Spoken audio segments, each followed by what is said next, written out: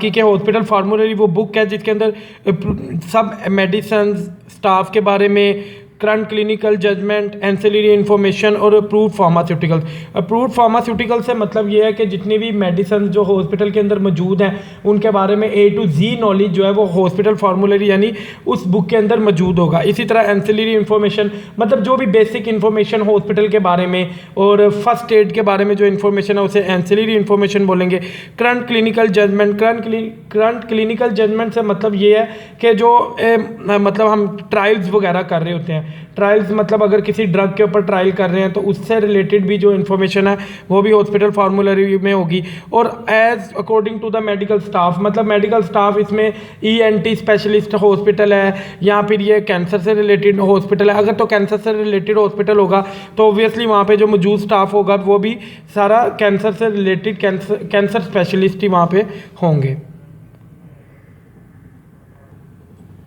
अब हम डिस्कस करेंगे कि एडवांटेजेस क्या हैं फार्मूलरी के, यानी हॉस्पिटल फार्मूलरी के एडवांटेजेस क्या होते हैं। सो एडवांटेजेस हॉस्पिटल फार्मूलरी के अंदर सबसे पहले है थेराप्यूटिक एडवांटेज। क्या मतलब अगर कोई डिजीज़ है, किसी कोई भी डिजीज़ से रिलेटेड अगर किसी ने कोई डीप इंफॉर्मेशन लेनी है तो वो भी हॉस्पिटल फार्मूलरी को रेफ़र कर सकता है। इकोनॉमिक एडवांटेजेस, इकोनॉमिक एडवांटेजेस से मतलब बात यह है कि अगर जो भी मेडिसिन जो हॉस्पिटल के अंदर मौजूद होंगी तो हम वो भी सारी मतलब एज अकॉर्डिंग टू बाहर की निस्बत से वो हॉस्पिटल से अगर हम परचेज़ करते हैं तो वो एक तो हमें बहुत यानी एक्सपेंसिव नहीं पड़ती।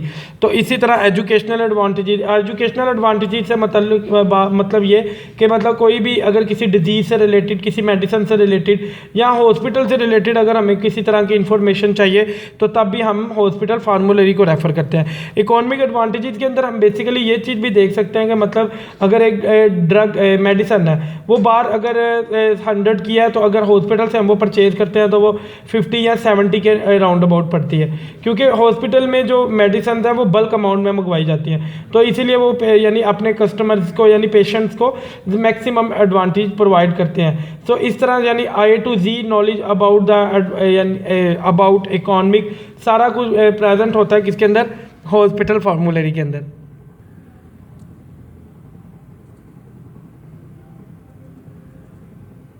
अब हम सब कंटेंट्स को ब्रीफली डिस्कस करते हैं। सबसे पहले हम डिस्कस करते हैं थेराप्यूटिक एडवांटेजेस को। सो थेराप्यूटिक एडवांटेजेस मतलब A to Z knowledge about any disease के उस डिजीज़ से रिलेटेड कौन सी मेडिकेशन बेस्ट रहेगी, उसके अंदर किस मेडिकेशन को प्रेफर किया जाएगा, तो वो भी सारा कुछ जो हम डिटेल है वो हॉस्पिटल फार्मूलरी से ऑब्टेन कर सकते हैं। Like provide greatest benefit to the patient, इससे ये होगा कि अगर कोई पेशेंट अगर कैंसर से रिलेटेड ही कोई पेशेंट है तो A to Z knowledge hospital फार्मूलरी के अंदर किसका होगा, कैंसर से रिलेटेड डिजीज़ यानी पेशेंट का। इसी तरह मोस्ट एफिशिएंट प्रोडक्ट्स, उस डिजीज़ से related A to Z product जो है वो उस हॉस्पिटल के अंदर प्रेजेंट होगी। अगर हम बात करते हैं कि अगर जैसे कैंसर के पेशेंट्स में पेन से रिलेटेड बात करें, सो कैंसर के पेशेंट में पेन की जो सीवियरिटी होती है वो बहुत ज़्यादा होती है, तो उन पेशेंट्स में हम ज़्यादातर जो इंजेक्टेबल की फॉर्म में पेन किलर यूज़ करते हैं वो है मॉर्फिन। सो हॉस्पिटल में मॉर्फिन का यानी प्रेजेंट होना बहुत यानी मस्ट है, तो वो ऐसे हॉस्पिटल में प्रेजेंट होगा जहाँ पे ज़रूरत होगी।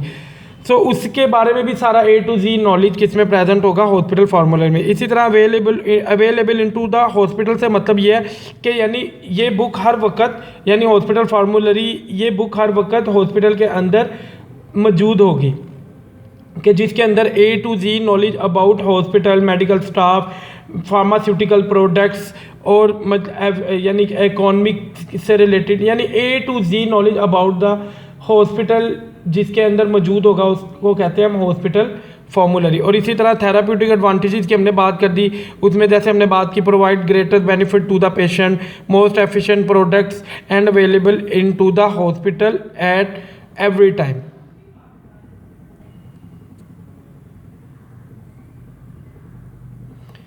इकोनॉमिक एडवांटेजेस, जैसे कि हमने शुरू में ही बात की कि इकोनॉमिक एडवांटेजेस यानी यहाँ हॉस्पिटल के अंदर मौजूद जो मेडिसिन है, फार्मास्यूटिकल्स प्रोडक्ट्स है वो यानी as compare to market hospital से वो काफ़ी यानी चीप रेट्स पे मिल जाती हैं। यानी कि बाहर अगर वो काफ़ी एक्सपेंसिव होती हैं तो हॉस्पिटल से वो ईजीली मतलब चीप रेट्स पे अवेलेबल और मिल जाती हैं। और ऐसी प्रोडक्ट जो यानी अगर किसी हॉस्पिटल में अगर यानी कार्डियक हॉस्पिटल है तो कार्डियक हॉस्पिटल से रिलेटेड यानी कार्डियक डिजीज़ से related A to Z product उस हॉस्पिटल में मौजूद होंगी, और मतलब उन तमाम प्रोडक्ट से रिलेटेड इंफॉर्मेशन उस हॉस्पिटल की जो बुक उसके अंदर मौजूद होगी, जिसे हम फार्मूलरी बोलते हैं।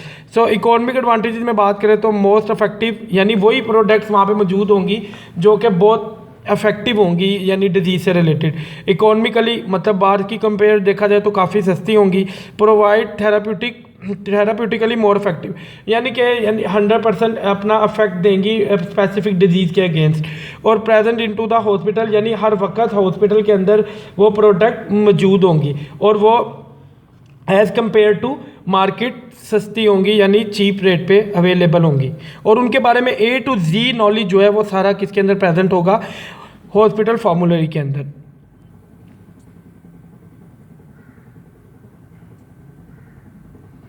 एजुकेशनल एडवांटेजेस से मतलब यह है कि मतलब आल A to Z knowledge about the hospital staff, एक हॉस्पिटल थेराप्यूटिक यानी थेराप्यूटिक से रिलेटेड हॉस्पिटल से रिलेटेड सारा इन्फॉर्मेशन जिसके अंदर प्रेजेंट होगी। बेसिकली इसके अंदर जो ज़्यादा इन्फॉर्मेशन दी जाती है वो फर्स्ट एड से मुतल्लिक दी जाती है। सो इस लिहाज से एजुकेशनल एडवांटेजेस भी फार्मूलरी के बहुत हैं, जैसे स्पेशल इन्फॉर्मेशन फर्स्ट एड से रिलेटेड, किसी डिजीज़ से रिलेटेड, स्टाफ से रिलेटेड, और हॉस्पिटल के रूल्स एंड पॉलिसीज से रिलेटेड। प्रिस्क्राइबिंग टिप्स मतलब के all information about the prescribing के मतलब प्रिस्क्रिप्शन के क्या पार्ट्स हैं, किस तरह प्रिस्क्रिप्शन यहाँ पे जनरेट होती है, सारा नॉलेज अबाउट प्रिस्क्रिप्शन के किस तरह की प्रिस्क्रिप्शन जनरेट होती है। मेडिकल स्टाफ के बारे में जैसे कि हमने पहले भी ये डिस्कस किया कि मेडिकल स्टाफ के बारे में सारी इन्फॉर्मेशन होगी। और इसी तरह पैरामेडिकल स्टाफ मतलब जितने भी अटेंडेंट हैं, फार्मेसी टेक्नीशियंस हैं या फार्मेसी असिस्टेंट हैं,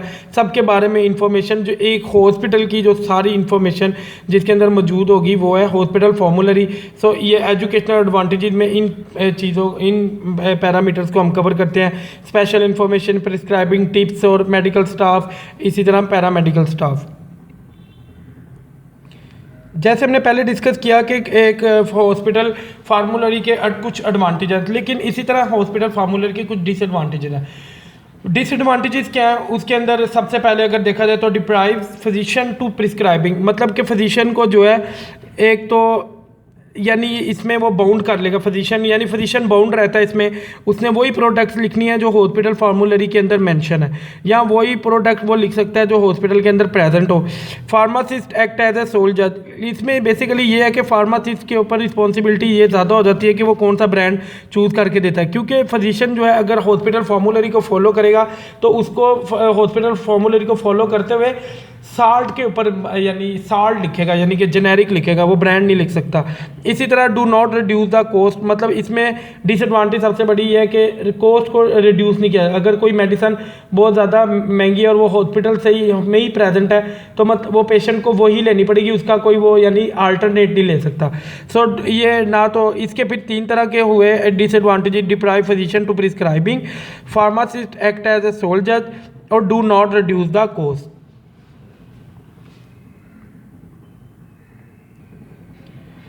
सो अब जो हम देखने जा रहे हैं वो है कि कंटेंट्स ऑफ फार्मूलरी के बेसिक कौन से कंटेंट्स होते हैं फार्मूलरी के। फार्मूलरी की बेसिकली 3 पार्ट्स होते हैं, पार्ट 1, पार्ट 2 एंड पार्ट 3।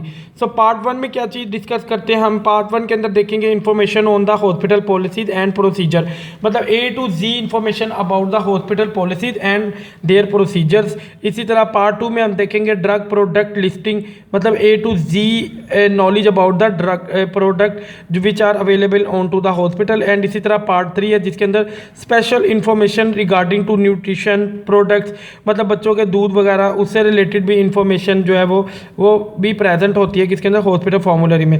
इसी तरह हॉस्पिटल एब्रीवेशन, कुछ ऐसे वर्ड होते हैं कि जो हॉस्पिटल के लिए स्पेसिफिक होते हैं, जैसे RX का मतलब होता है प्रिस्क्रिप्शन, इसी तरह HX का मतलब होता है फैमिली हिस्ट्री।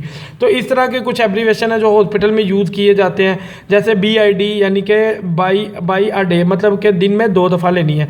इसी तरह OD वंस अ डे, इसी तरह TID यानी कि दिन में 3 दफ़ा, TID थ्राइस अ डे। तो इस तरह के कुछ एब्रीवेशन है जो हॉस्पिटल के लिए स्पेसिफिक होते हैं जिन्हें हम हॉस्पिटल लैंग्वेज में यूज़ करते हैं। तो उन यानी हॉस्पिटल वो तमाम hospital abbreviation A to Z सारे प्रेजेंट होते हैं हॉस्पिटल फार्मूलरी के अंदर।